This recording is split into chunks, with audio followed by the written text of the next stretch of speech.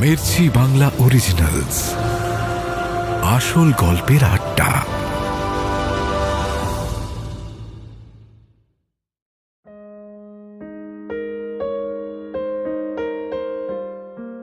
রিজু বুঝতে পারছিল না সে কি করবে।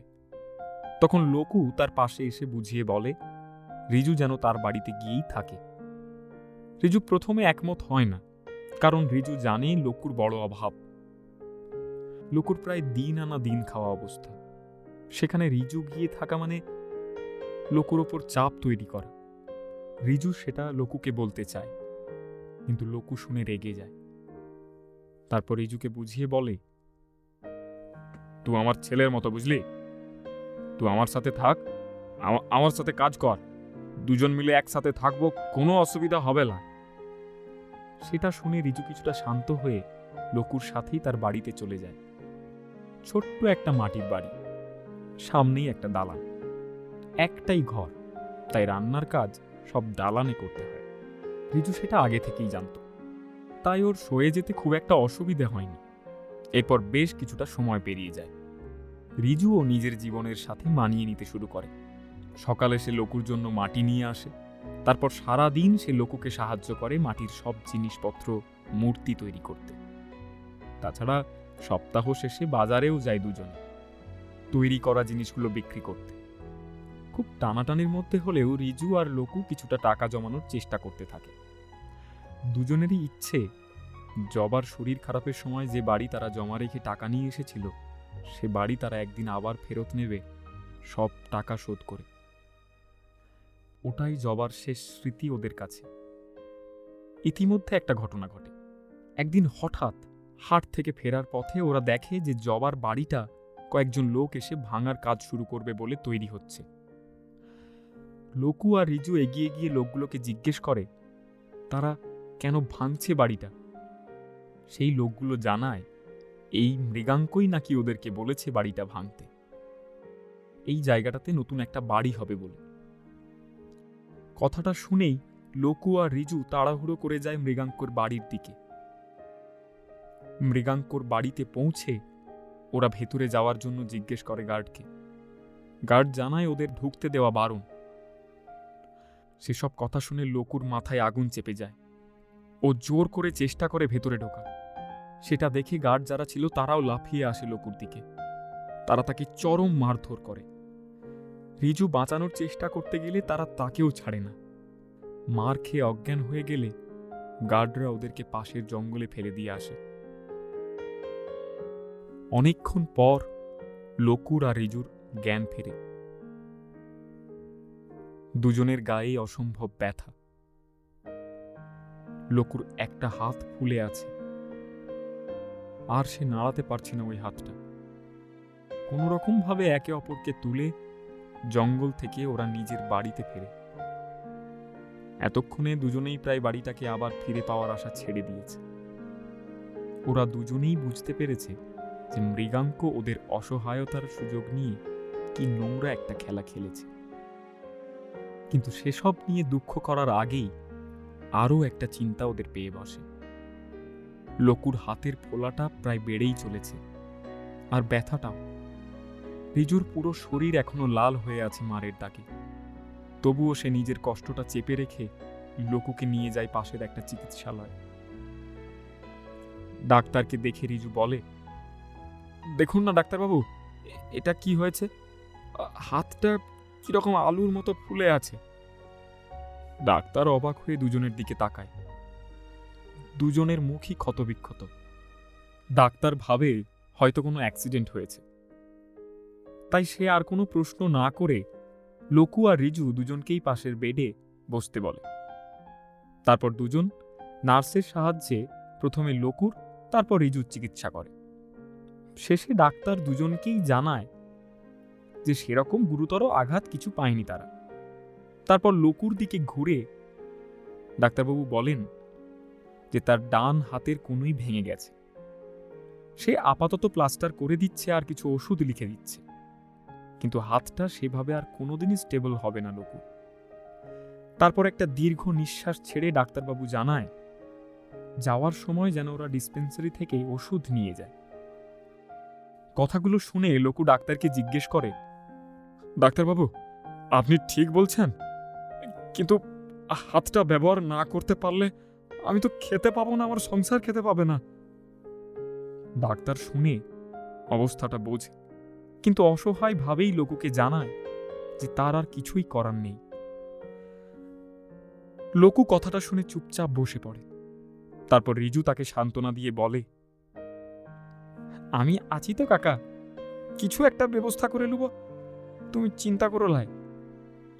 রিজু সেটা লোকুকে সান্ত্বনা দেওয়ার জন্য বলে ঠিকই, কিন্তু সে নিজেও খুঁজে পায় না যে সে কি করবে। এই গোটা পৃথিবীতে সে একটাই কাজ জানে, যেটা সে লোকুর কাছেই শিখেছে, কিন্তু তার মতো এত সুন্দর মাটির মূর্তি সেটা তো রিজু করতে পারে না। দুজনেই বাড়ি ফিরে আসে। পরের কয়েকটা হাটে রিজু লোকুর তৈরি পুরনো জিনিসগুলোই নিয়ে যায়, আর সেগুলো অল্প দামেই বিক্রি করে।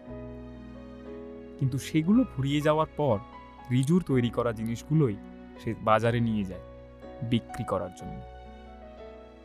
কিন্তু রিজুর হাতে লোকুর বা বাকিদের মতো সেই নিপুণতা ছিল না, তাই অনেক চেষ্টা সত্ত্বেও একটাও জিনিস বিক্রি হলো না বাজারে। এদিকে বাড়িতে থাকা চাল ডালও প্রায় ফুরিয়ে এসেছে, আর সাথে তাদের হাতের টাকাও। রিজু মাঝে মাঝে আরো বেশ কিছু কাজ খোঁজার চেষ্টা করে, এমনকি সে ওই রিসোর্টেও যায় একবার, রিজুর বাবা যেখানে কাজ করত সেখানে। কিন্তু কোথাও কিছু উপায় না পেয়ে সে শেষমেশ ছোটবেলা থেকে শেখা মাটির জিনিস তৈরির কাজেই ফিরে আসতে বাধ্য হয়। ইতিমধ্যে লোকুর শরীরও অনেকটা ভেঙে পড়েছে। এত কিছু লোকও হারিয়েছিল এর আগেই, কিন্তু কাছে সবসময় ছিল নিজের শিল্প। সেটা করে লোকু যে শুধু রোজগার করত তা নয়, মনের শান্তিও সে পেত। কিন্তু আজ লোকু সেটাও করতে পারছে না। এমনভাবেই তার হাতটা অকেজো হয়ে পড়েছে। লোকু এখন সারা দিন ঘরের মধ্যে কোনো একটা কোনায় চুপচাপ বসে থাকে। নিজের কপালকে দোষে আর ভগবানকে জিজ্ঞেস করে যে তার সাথেই কেন এটা হলো। গ্রামে থাকা লোকজনদেরও ওদের দুজনের অবস্থা দেখে বেশ খারাপ লাগে। ওরা ভাবে যে কপালের কি ফের, দুটো লোক অন্যভাবে হলেও নিজেদের সব হারিয়ে বসে আছে। তাই তারা সবাই মিলে একদিন জটলা করে লোকুর বাড়িতে গিয়ে লোকুকে ওরা বুঝিয়ে বলে যে লোকু যেন রিজুর বিয়ে দেয়। তারা তাকে এটাও বোঝায় যে রিজুর বিয়ে হলে বাড়িতে আরো একটা লোক বাড়বে, সে এসে বাড়ির কাজে রিজুকে সাহায্য করতে পারবে। একজন মহিলা থাকলে বাড়িতে সুখ শান্তি সবটাই বাড়ে। লোকু সবটাই বোঝে, কিন্তু সে বলে, আমার কোনো অসুবিধা লাগবে, কিন্তু আমার বিয়ে দেওয়ার মুরত কয়, নিজের তো ভালো করে 4 বেলা খেতে পায় নাই। গ্রামের লোক তখন ওকে বুঝিয়ে বলে যে চিন্তা না করতে, ভালো মেয়ে পেলে তারা না হয় সবাই চাঁদা তুলেই রিজুর বিয়ে দেবে। কথাটা শুনে লোকুর চোখে জল আসে, আর লোকু এক কথাতেই রাজি হয়ে যায়। কিছুক্ষণ পর রিজুও বাড়ি ফেরে। প্রথমে না করলেও গ্রামের সব বড়দের জোর করাতে সে আর না বলতে পারে না। রিজুও রাজি হয়ে যায় তার বিয়েতে। কিন্তু মেয়ে কোথায়, আর কিরকমই বা হবে সেই মেয়ে, দেখতে শুনতে ব্যবহারে? রাত্রে শুতে যাওয়ার সময় এ নিয়েই ভাবতে থাকে রিজু। মুখের কোণে লজ্জা পাওয়া একটা আলতো হাসি।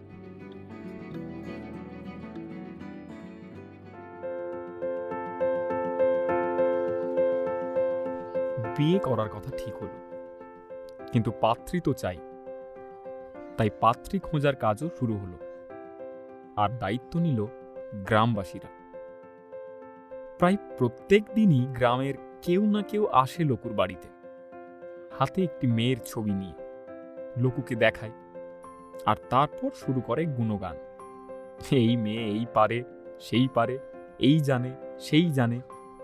কিছু সময় তো এত সব কথা শুনতে শুনতে লোকুর কানে ঝালাপালা লেগে যায়, কিন্তু লোকু কিছু বলতেও পারে না তাদের। তারাই যে সব ব্যবস্থা করে দিচ্ছে, ওরা তো লোকু আর রিজুর ভালোর জন্যই এত কিছু করছে, এতে ওদের কি স্বার্থ? এই ভেবে লোকু আর তাদের কিচ্ছু বলতে পারে না। শুধু এটুকুই বলে, আচ্ছা, এ তো খুব ভালো, সাক্ষাৎ লক্ষ্মী। তুমি ছবিটা রেখে যাও, রিজু এলে আমি দেখাবো। বিয়ে তো ওকেই করতে হবে কি না, তাই সবার আগে ওর পছন্দ হওয়াটাও দরকার। শুনে গ্রামবাসীরাও খুশি হয়ে ছবি রেখে চলে যায়। কিন্তু লকুর মনের ভেতর একটাই কথা চলে, তার আজকে নিজের বলতে কেউ নেই। কোনোদিন সে বিয়েও করেনি, তাই ছেলে পুলেও হয়নি। রিজুকে সে প্রথম থেকেই নিজের ছেলের মতো ভেবে এসেছে। আর তারপর ছবি, জবা দুজন কাছের মানুষকে হারানোর পর আরও কাছে টেনে নিয়েছে রিজুকে। রিজুর জন্য তাই লোকে এমন একজনকে খোঁজার চেষ্টা চালিয়ে যাচ্ছে যে হবে একজন ভালো মানুষ, যে সুখে দুঃখে, হাসি কান্নায়, ভালো খারাপে সবেতে রিজুর পাশে থাকবে। যেমনভাবে ছবি ছিল চিরকাল জবার পাশে, ঠিক তেমন লকুর চোখে দেখা ওদের থেকে ভালো সাংসারিক সম্পর্ক আর কারোর মধ্যেই ছিল না। আর একে অপরকে পেয়ে ওরা যে কি খুশি হয়েছিল সেটাও লকুর থেকে ভালো আর কেউ জানত না। তাই সে ওই একই সুখ আর আনন্দের জীবন চায় রিজুর জন্য। কিন্তু সেরকম কাউকে তো লকুর মনেই ধরছে না। এমনকি অর্ধেক জনের ছবিও রিজুকে দেখায় না লকু, নিজেই আগে খারিজ করে দেয়। কিন্তু অন্যদিকে এ আরেক ঘটনা ঘটতে শুরু করল। রিজুর প্রত্যেক দিনের প্রথম কাজ ছিল নদীর ধারে গিয়ে মাটি নিয়ে আসা, যেটা দিয়ে পরে সে নানা রকম মাটির জিনিস তৈরি করত। সেরকমই একদিন ভোরবেলা রিজু গেল নদীর ধারে।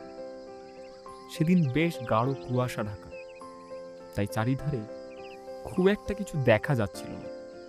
তার মধ্যেই রিজু নিজের মাটি খোদার জায়গাটাতে পৌঁছে প্রথমে মাটি নিয়ে যাওয়ার ডেকচিটাকে একপাশে রেখে কোদালটা হাতে তুলে নিল।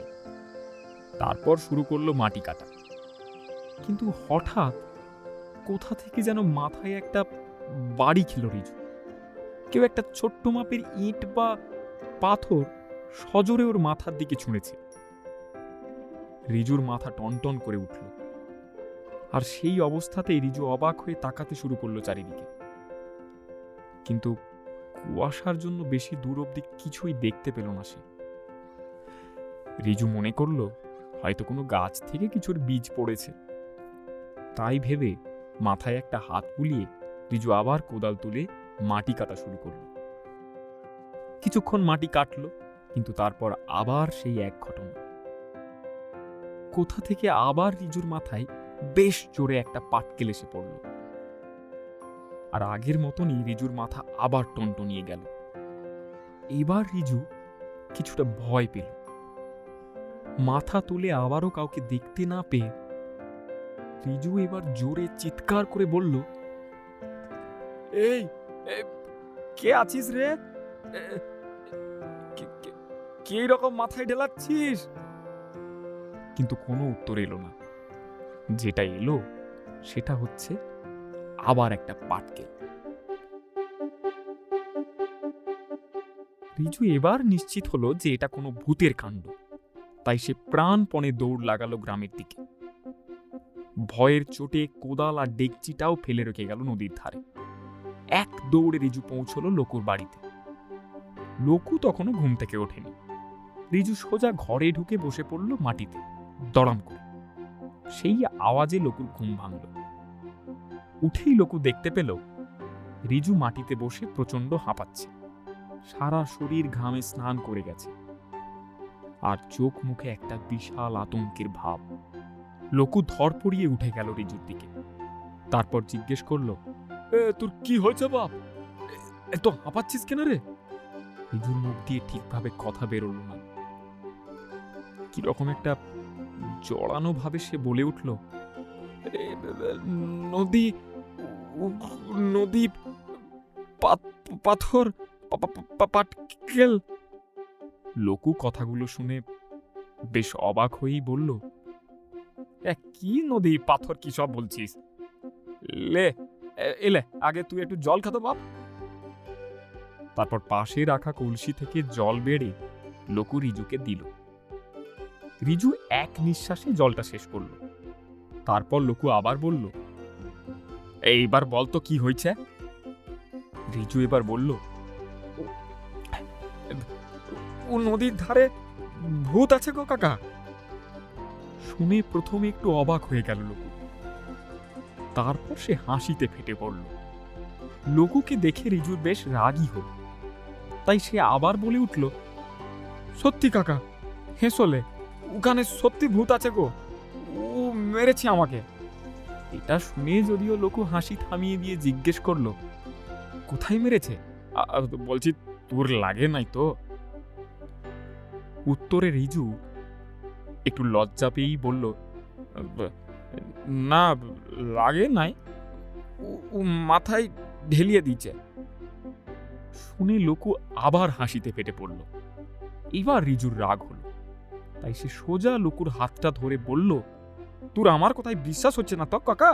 হ্যাঁ, তুই চল আমার সাথে, নিজে ঠেলানি খেলে তবে বুঝবি। হ্যাঁ। এবার লোকু হাসি থামিয়ে বলল, ওরে ভূত ফুত লয় রে, দেখ কোনো গাছ থেকে কিছু পড়েছে বা পাখিতে উড়তে উড়তে মুখ থেকে কিছু ফেলে দিয়ে গেছে।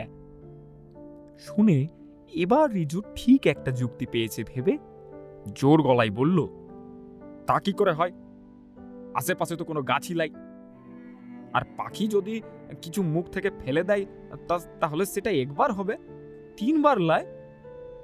এই কথাটা শুনে লোকুর মুখটা অল্প গম্ভীর হলো। সে আর একবার রিজুকে জিজ্ঞেস করলো, সত্যিই সে 3 বার মাথায় আঘাত পেয়েছে কিনা। রিজুর সাথে সাথেই মাথা নাড়িয়ে হ্যাঁ বোঝালো। লোকু তারপর বেশ শান্ত গলাতেই রিজুকে বলল, বেশ, এবার তুই বাড়ির ভেতর আছিস, এখন কোনো ভয় নাই, যা তুই যা একটু জিরিলে যা। রিজু কথাটা শুনে এবার একটু শান্ত হলো, আর কাকার কথা মতোই চাটাইটা পেতে শুয়ে পড়ল। লোকু যে এখনো পুরোপুরি বিশ্বাস করে উঠতে পারেনি ভূতের ব্যাপারটাতে, তাই সে ঠিক করল গ্রামের আর কাউকে এ ব্যাপারে কিচ্ছু জানাবে না। সে বেকার লোকজনকে ভয় পাইয়ে লাভ নেই। কিন্তু গ্রামাঞ্চলে এই সব কথা চেপে রাখা খুব কঠিন। দুপুর গড়াতেই গোটা গ্রামে রটে গেল যে নদীর ধারে নাকি ভূত আছে, আর সেখানে গেলে সে ঢিল ছুঁড়ে মারছে। আর তার সাথে উঠে এলো আরো কত সব লোকজনদের অভিজ্ঞতার কথা। কেউ বলে সে নাকি একবার বাসন ধুতে গিয়ে সাদা শাড়ি পরা একজনকে হেঁটে যেতে দেখেছে। আবার কেউ বলে যে সে তাকে নাকি শাকচুন্নির মতো হাসতে শুনেছে। আবার কেউ বলে যে এই ভূত নাকি গ্রামের বাইরের জঙ্গলের মধ্যে তাকে তাড়া করেছে। বড় বুড়োরাও বাদ যায় না, ইতিমধ্যেই তারা আবার কত রকমের ভূতের গল্প বানিয়ে ফেলেছে। কেউ বলছে যে ওই জায়গাটায় আগে নাকি শ্মশান ছিল, তাই সেখানে এখন কোনো প্রেতাত্মা ঘুরে বেড়াচ্ছে। কেউ বলে নদীতে আগে যেসব দেহ ভাসিয়ে দেওয়া হতো এ আত্মা নাকি তাদের মধ্যে কারোর। আবার কেউ বলে যে কেউ নাকি এখানে আত্মহত্যা করেছিল, এটা তারই ভূত। এক একজনের এক এক গল্প, আর তাদের সবার মতে তারাই ঠিক। তাই তাদের মধ্যে এবার একটা বচসা হতেও শুরু করলো। তাই সব শেষে গ্রামের একজন পুরোহিত বলল, আমি কাল সকালে নদীর ধারে গিয়ে পুজো দিয়ে আসবো, ঠিক আছে? যাতে তোদের আর কাউকে ভূতে না জ্বালায়। পরদিন সকালে তার কথা মতো পুরোহিত মশাই ওইখানে গিয়ে একটা পুজোও করে দিয়ে এলেন। কিন্তু গ্রামের লোকেদের মনে ভয়টা এমনভাবেই বিঁধে গিয়েছে যে তারা নদীর ধারে যাওয়াটাই কমিয়ে দেয়। কেউ খুব দরকার ছাড়া সেখানে যায় না, আর গেলেও দিনের আলোতে যায়। আর রিজু সে তো ঠিকই করে ফেলেছে যে সে আর কোনোদিনই নদীর পাড়ে যাবে না। কিন্তু সেটা করা তো তার পক্ষে সম্ভব নয়। মাটি নিতে তো ওকে যেতেই হবে নদীর ধারে, আর রোদ ওঠার পরে যে যাবে তারও উপায় নেই, কারণ ততক্ষণে তো মাটি রোদে একদম শুকিয়ে কাঠ হয়ে যাবে। আবার যদি সকালে যেতে গিয়ে ভূতে তাকে ধরে তখন কি হবে?